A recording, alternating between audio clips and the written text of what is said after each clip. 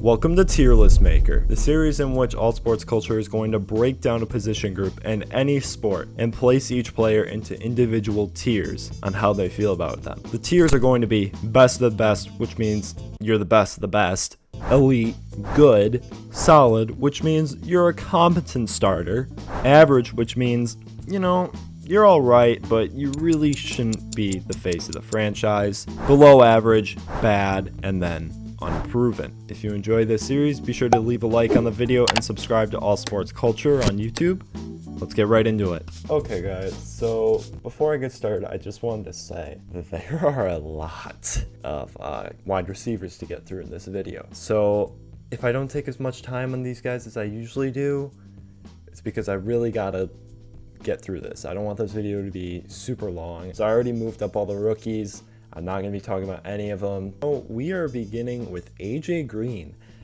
The thing with AJ Green is that he is really good when he's healthy. But this man hasn't been healthy in a long time.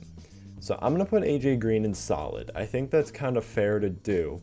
With his old age and his injuries, he's just a solid receiver. AJ Brown, ooh. So AJ Brown was my favorite wide receiver in 2019 in that draft class. I want to put him in good, really do. I think for right now I'll put him in solid. For right now I will.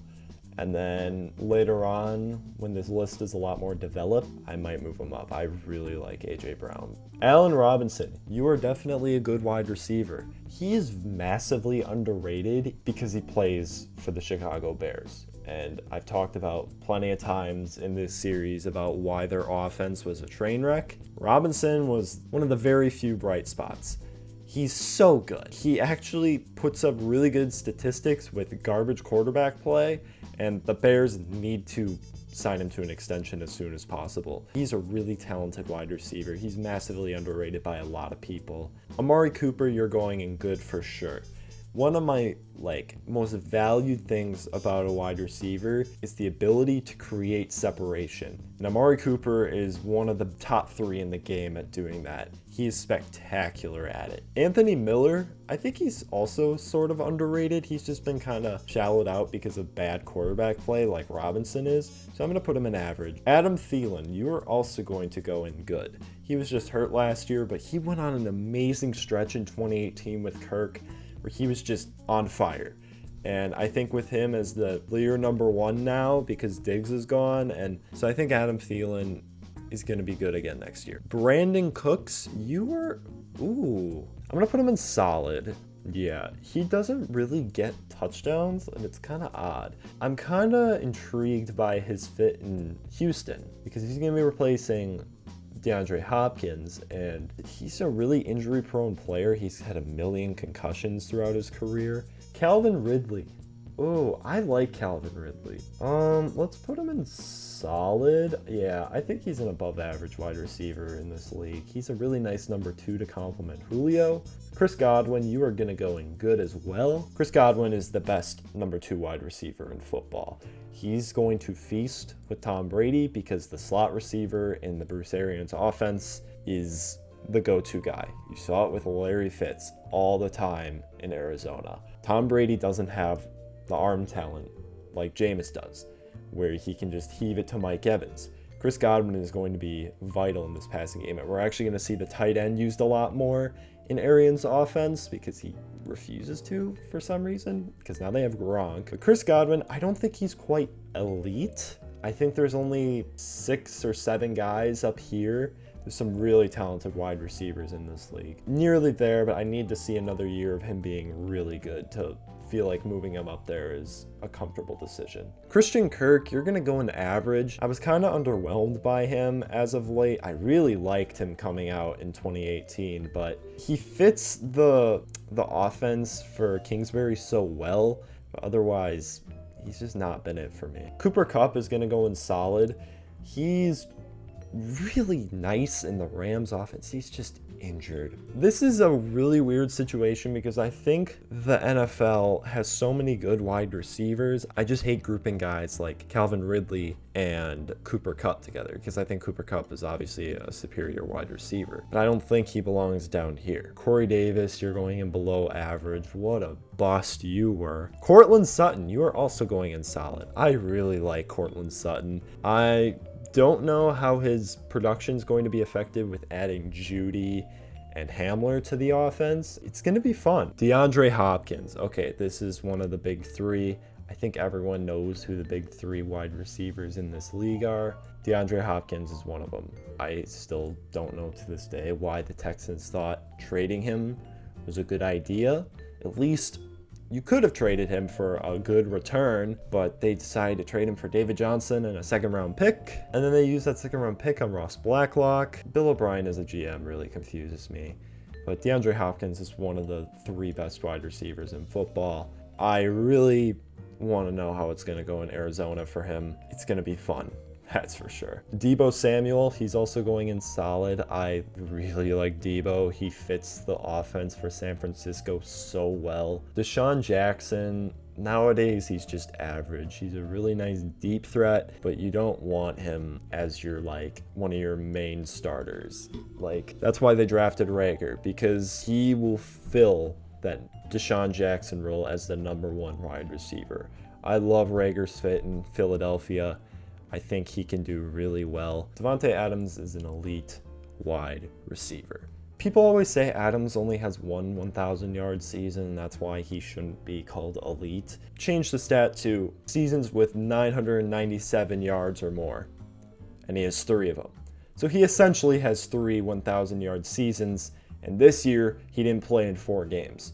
And those 4 games were against really bad secondaries. If he played those games, he probably would have had 1,300 yards probably. Adams is like Amari Cooper, so good at gaining separation. He's got one of the most beautiful releases in the sport. I love Davante.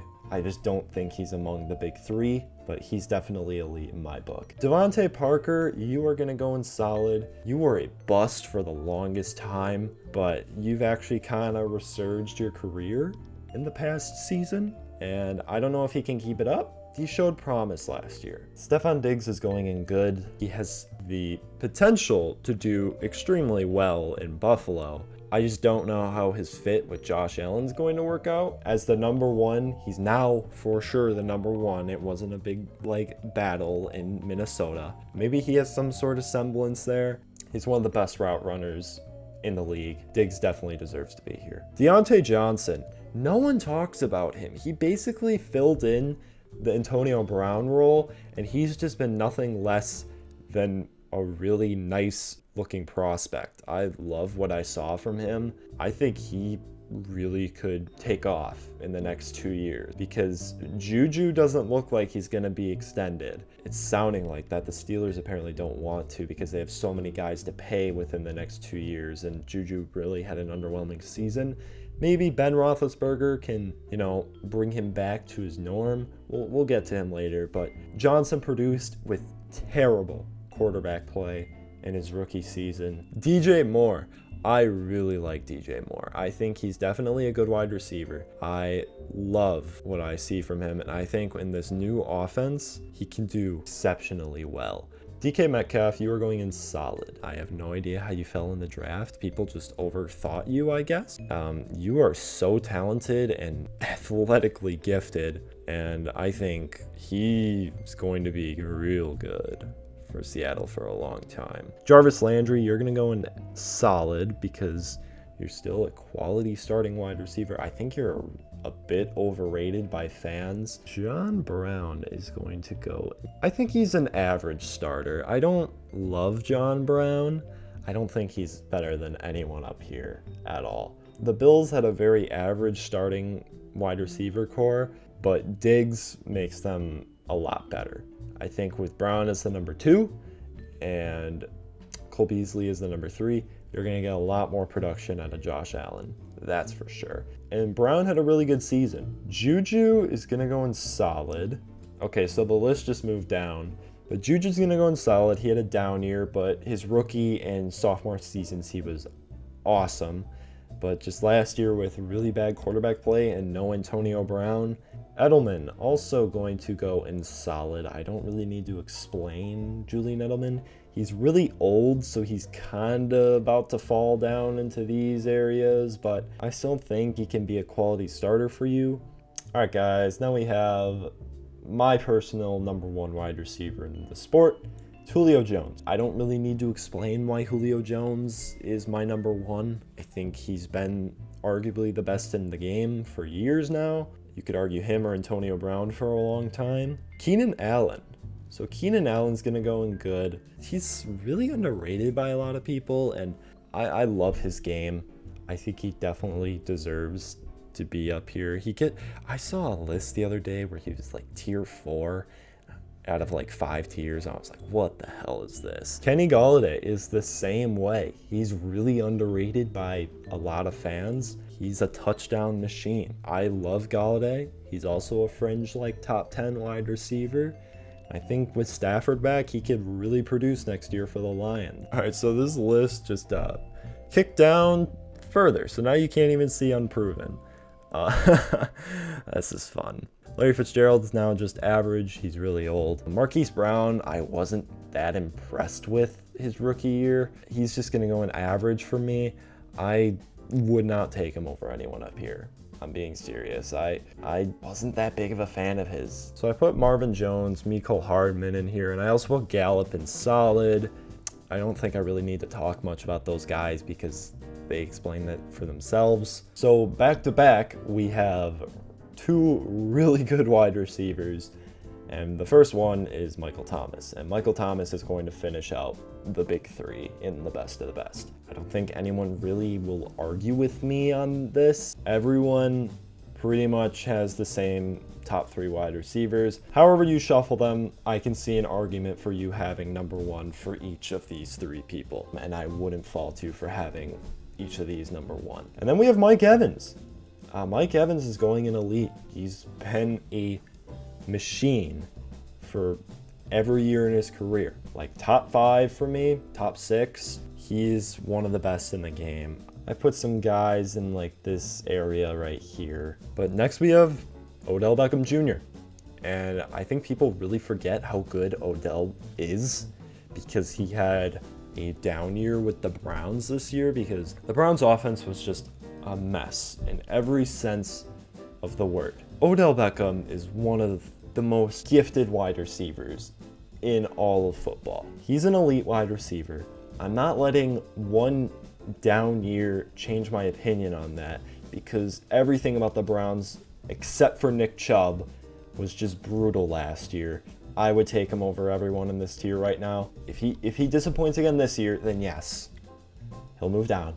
But I'm not letting one year just foil my entire opinion on his talent because in the past, you have seen how good he is. Okay, finally, a name that I can talk about is Terry McLaurin. Terry McLaurin is going in solid. I put him number 2 behind A.J. Brown for what I liked from this season. I think most people could agree on that. Maybe some people would have DK over him, which I can understand for sure.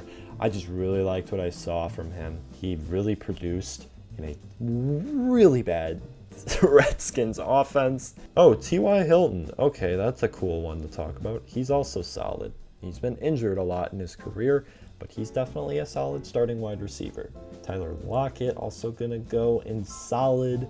Him and Russell Wilson are one of the nastiest deep threat duos, arguably number 1 with Tyreek and Patrick Mahomes. I love Lockett. Okay guys, so I've gone through everything. I've gone through everyone that's left except for one guy who was like one of the last 3, and I left him so we can end off on a really good player. If you haven't noticed, it's Tyreek Hill.